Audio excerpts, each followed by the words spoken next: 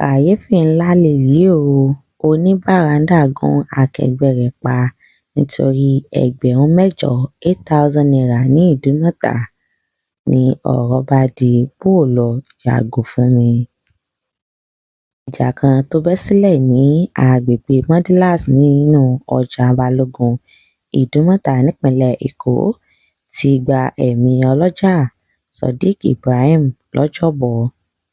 Ohun tá a gbọ́ ni pé Ibrahim ní Ebuka Adédùn gún lọ́bẹ pa lórí ìjà tó bẹ́ sílẹ̀ lórí pé wọ́n fẹ́ pín ẹgbẹ̀rún mẹ́jọ náírà.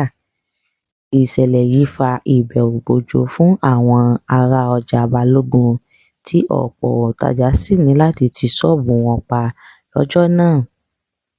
Ṣáájú ni ìròyìn tó káàkiri pé ìjà ẹlẹ́yàmẹ̀yà ló fẹ́ bẹ́ sílẹ̀ ṣùgbọ́n iléeṣẹ́ ọlọ́pàá ìpínlẹ̀ Èkó ti wọ́gi lé èròǹgbà náà.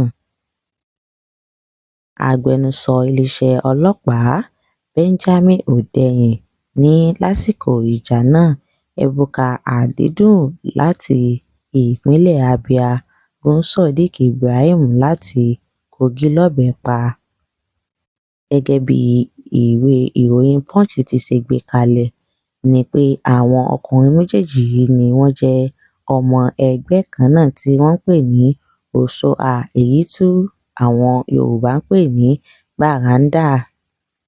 Iṣẹ́ tiwọn ni pé kí wọ́n mú oníbàárà láti ojú pópó tàbí àárín ọjà wá sínú ṣọ́ọ̀bù kí wọ́n sì yọ èrè díẹ̀ tiwọn. Àwọn méjèèjì mú èèyàn kan lọ sínú ṣọ́ọ̀bù tí oníṣọ́ọ̀bù sì bù wọ́n ní ẹgbẹ̀rún mẹ́jọ pé kí wọ́n jọ pín láàrin ara wọn. Ibẹ̀ ni wàhálà ti bẹ́ sílẹ̀. Wọ́n bẹ̀rẹ̀ sí ní ṣe àríyànjiyàn lórí bí wọn yóò ṣe pín owó náà. Ibi bẹ̀ ni ìjà ti bẹ̀rẹ̀ tí ọ̀kan sì ní láti gún ọ̀kan lọ́bẹ. Ó ṣeéṣe kó má ní èròǹgbà láti pa á ṣùgbọ́n ó ṣeni láàánú pé ọmọ náà kú. Ọlọ́jà míì Chingosi ṣàlàyé fún àwọn akọ̀ròyìn pé olóògbé ló kọ́kọ́ gún Adédùn pẹ̀lú ìgò tó sì sá lọ pẹ̀lú èrò pé ọwọ́ ìkejì kò ní ba òun. Adédùn lé olóògbé pẹ̀lú ọ̀bẹ tí òun náà sì rí pé òun rí mú ló sì gún lọ́bẹ ló fa ikú rẹ̀, Chingosi ṣàlàyé.